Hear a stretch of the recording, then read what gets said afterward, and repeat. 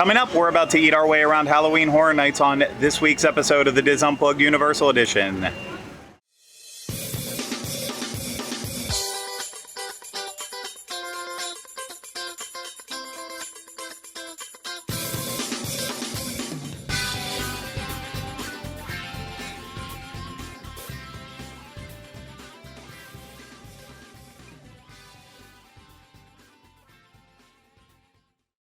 Hello everyone, welcome to this week's episode of the DIS Unplugged Universal Edition. I'm your host, Craig, and today I'm also joined with Ryno, but he right now is guarding our food that we are about to be eating here at Halloween Horror Nights at Universal Orlando Resort. And before we get to this food, I want to remind you this is brought to you by Dreams Unlimited Travel. If you like our content and you want to support us, please consider booking a vacation through Dreams Unlimited Travel. It costs you no extra money and you get the support of one of the awesome agents at Dreams Unlimited Travel. So head over to dreamsunlimitedtravel.com today for a free, no obligation quote. We have about definitely 4 or 5 food items that we know we want to hit tonight. We're going to try to do as much of it while the sun is still up, so that way we can actually see what we're eating and not struggle, because you know what? It's not just about the taste. It's also about the presentation and the look. And we are starting things off here in New York. And I'll let Ryno explain a little bit more about what we're trying first. Well, we're here in New York City, and we are going to try the petrified rat's tails. Those are $9.99. They are Florida-based seasoned funnel fries with creamy crab dip and sliced scallions. It sounds wild. I'm not going to be, I am going to be honest with you. It sounds insane. We felt like, Craig and I agreed that it sounded similar to the crab beignets that we had at Mardi Gras that actually ended up being pretty decent. So, I don't know. I'm just gonna try it.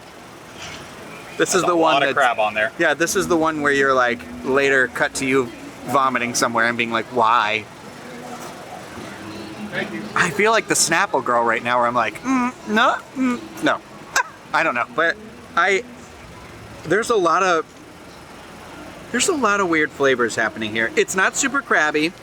It's more like a like the crab rangoon. It's leaning heavier on the cream cheesier side of things, but I don't know what this liquid is on top here. That's like it's something kind of sweet, like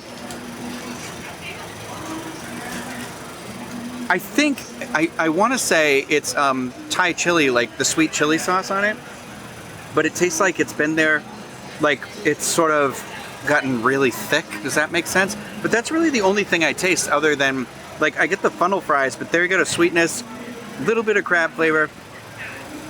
It doesn't really taste like much of anything, I'm gonna be honest with you.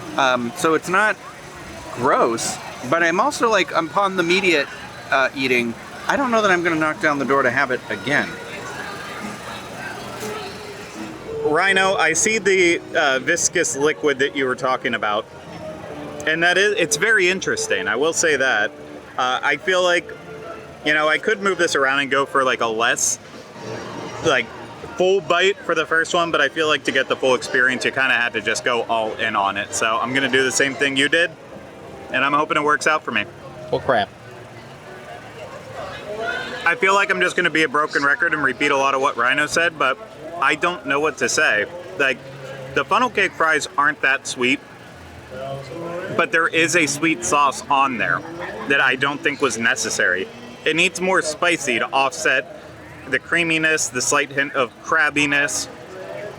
But yeah, just you walk away and it's like sweet, sweet, sweet. And as Ryno said, very like crab rangoonish, but I don't know if I want that necessarily. I don't know. We'll finish this, but I definitely won't get this again. That's for sure. We're still in New York City, and we got ourselves a pepperoni pizza skull for $7.49. This is a pepperoni and cheese stuffed skull served with marinara dipping sauce. And it's pretty self-explanatory. The only thing I would worry about here with the skull is that the dough may be too hard or soft. You never know. So I'm gonna go chin first, I think. Gonna dip them. It's nice that there's some stuff in the inside too, it looks like. I don't know. All right, here we go. It's a pretty flavorful marinara sauce. I'm gonna say aggressively so, to the point where it's like, that's all I can taste. I'm not actually sure. Like, I can see the pepperonis, but it's like shredded. So I'm taking this more as a breadstick skull dipped in marinara sauce. But you know what? $7.49. You've been drinking? I don't know. This might be worth it. I don't know. I gotta eat the rest of my skull. I'll let you give it a try. You tell me. I have two biases going into this pepperoni pizza skull. First, we did actually try this on the media night. It was part of the party that they threw for us. We were able to sample one, and I did not really like it at that point. I thought that it tasted very much like what we had in the Northeast pepperoni rolls, where it's basically like all of the ingredients of pizza wrapped up in a roll, but no actual sauce with it. And yeah, it was, it was just okay. And then the next bias I have with it, if I'm making up words, I'm not quite sure if I am, but when I worked for Universal, all the time we would basically eat pizza and meatball subs because that was the closest food to us inside the Wizarding World of Harry Potter. And because of that, sometimes I have a love-hate relationship with Universal's marinara sauce and their pizza sauce, just because I've had it so much. So I'm hoping I don't hate it tonight. We'll have to wait and see though. I'm digging the sauce tonight, so that's a good thing, but I have to basically 100% agree with Ryno again. Getting a lot of sauce. I'm actually getting a lot of dough, which is very flavorless. I'm not getting any pepperoni with this. A good amount of cheese as well too, just no pepperoni. And when you come for the pepperoni pizza skull, you come for the pepperoni, and that's the one thing I'm not getting from here. So while overall I still enjoy the flavor, it's kind of disappointing. And maybe the bread could be a little less chewy too, but I'm not gonna fault it at that. So yeah, I'm met on this one. Better than the rat tails for sure. I will give it that. And the flavor of the rat tails are now out of my mouth, so that's at least one good thing. Our final item we're having in New York, just because we need to branch out and do something a little bit different than New York, New York, New York. I think that's a song. Anyways, that doesn't matter. The last thing we're doing is the Killer Stovetop Popcorn Custard. It is $6.99, and it's popcorn-infused custard topped with blood-splattered kettle corn. We got this one because Ryno was very interested in it for the popcorn custard. He'll tell you that in a couple seconds. I agree. I'm very interested in that. I don't really like kettle corn. This doesn't necessarily look like kettle corn. This looks like regular popcorn to me, but that's just me. The blood splatters, that's cool. The custard is all the way at the bottom of this dish, and so because of that, it's not a deep dish. Oh, there's like a viscous layer. I don't even know how you would see that, but you have the top layer, and then you have like another liquidy layer right under. I don't know how this is gonna go. I'm gonna try to get only the custard on my first bite here.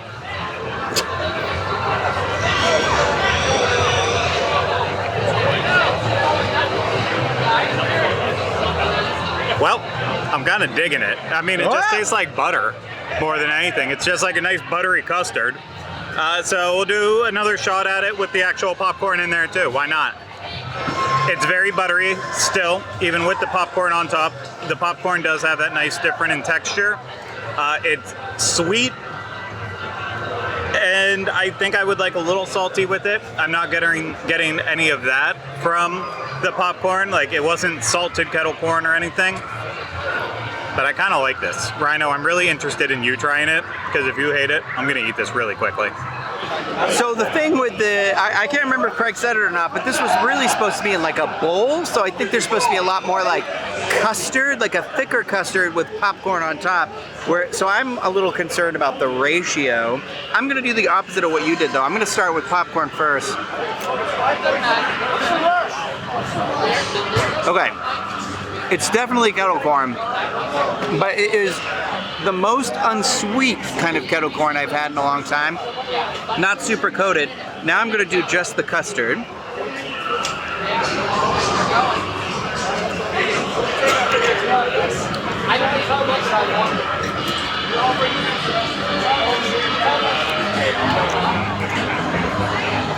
I mean, it just tastes like custard to me. I don't know if I get the buttery stuff, but now I'm going to do a heap and scoop of everything. Custard and popcorn. Ugh, it looks like fat.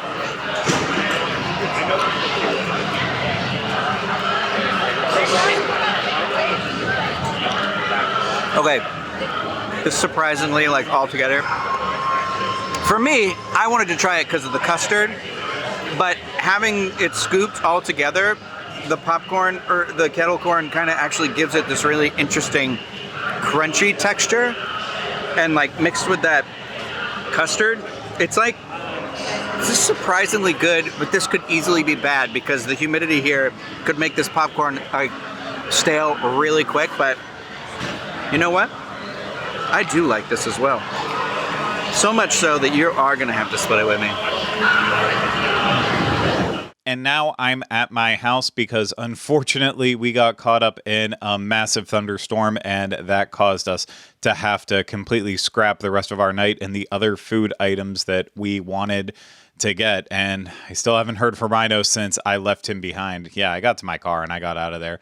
I didn't want to stick around for thunderstorms. And yeah, so I'm going to share my thoughts on a couple more items that I did get during the first weekend, haven't talked about yet, but Ryno will just have to we'll have to pretend we know what he's thinking about. But let's talk about the two items that I have tried, you know, not at the media event, just on my own, beyond the ones we already covered. And the first ones I want to talk about are the vegan pizza fries. This was a choice that Ryno made. He really loves pizza fries, and he wanted to see if the vegan ones held up to the regular ones. And I'm going to go ahead and say, well, I don't think they did.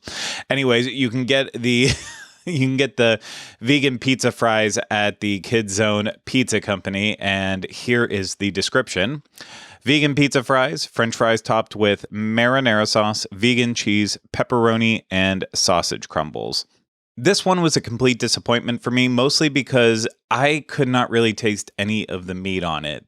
The vegan cheese with the marinara sauce and the French fries by themselves, it was somewhat tasty, but it didn't have that kind of spicy, meaty flavor that the pizza fries normally have, and kind of faltered because of it. So unless you eat vegan, I would just recommend sticking with the regular pizza fries. You know, it is that delicious pizza treat, and I will say it has been consistent over the years since it's been around.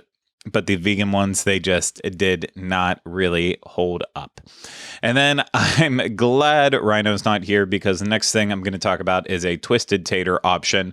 And he drives me bonkers because every single time we get a twisted tater, he says, you know what? I think this is my very first twisted tater ever. And I think I've now had like 3 with him, and he just seemingly forgets about all of them. And actually, he forgot he even had this one. We were talking about it as we were going to try to film an outro last night in the park before I left. We were talking about the specific twisted tater that we had, and he had no recollection at all of eating it. So I don't know if that just means that with him, twisted taters are so forgettable that he truly can't remember them, or if he just has memory problems beyond that. But I am going to talk about it. And you can get this specific twisted tater at any of the twisted tater stands all around the park. And it is fiery twisted tater with queso. It is $9.99 fried spiralized ribbon potato with white cheese sauce sprinkled with flamin' hot Cheetos and ghost pepper seasoning.